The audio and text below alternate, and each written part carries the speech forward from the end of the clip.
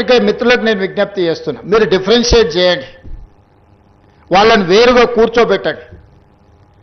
వాళ్ళు మేము ఒక్కటి కాదని ఒక భావాన్ని ప్రజలకు కల్పించాల్సిన అవసరం ఉంది. ఈరోజు media, social media, digital media, ఎవడు పడితే వాడికి మొత్తం పెన్ను పేపర్ ఇస్తా, వాళ్ళు మొత్తం రాయలేడు, ఏబిసిడీలు మొత్తం రాయలేడు, వాడు కూడా నేను జర్నలిస్ట్ అంటాడు. ఏం జర్నలిస్ట్ అంటే నేను సోషల్ మీడియా జర్నలిస్ట్ అంటాడు.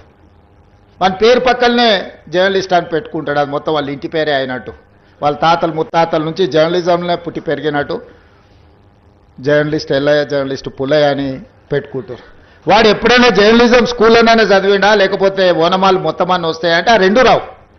జర్నలిజం అక్షరం ముక్క కూడా. పాత్రికేయ మిత్రులకు నేను విజ్ఞప్తి చేస్తున్నా, మీరు డిఫరెన్షియేట్ చేయండి, వాళ్ళని వేరుగా కూర్చోబెట్టండి. వాళ్ళు మేము ఒక్కటి కాదని ఒక భావాన్ని ప్రజలకు కల్పించాల్సిన అవసరం ఉంది.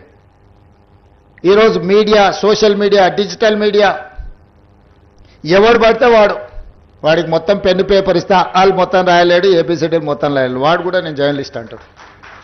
ఏం జర్నలిస్ట్ అంటే నేను సోషల్ మీడియా జర్నలిస్ట్ అంటాడు. మన పేరు పక్కనే జర్నలిస్ట్ అని పెట్టుకుంటాడు, అది మొత్తం వాళ్ళ ఇంటి పేరే అయినట్టు, వాళ్ళ తాతలు ముత్తాతల నుంచి జర్నలిజంలో పుట్టి పెరిగినట్టు జర్నలిస్ట్ ఎల్లయ్య, జర్నలిస్ట్ పుల్లయ్య అని పెట్టుకుంటారు. వాడు ఎప్పుడైనా జర్నలిజం స్కూల్లోనే చదివిండా, లేకపోతే ఓనమాలు మొత్తం అన్నీ వస్తాయంటే ఆ రెండు రావు. జర్నలిజం అక్షరం ముక్క కూడా. షేర్ చేయండి, లైక్ చేయండి, సబ్స్క్రైబ్ చేయండి. మరిన్ని వీడియోల కోసం బెల్ సింబల్ పై క్లిక్ చేయండి.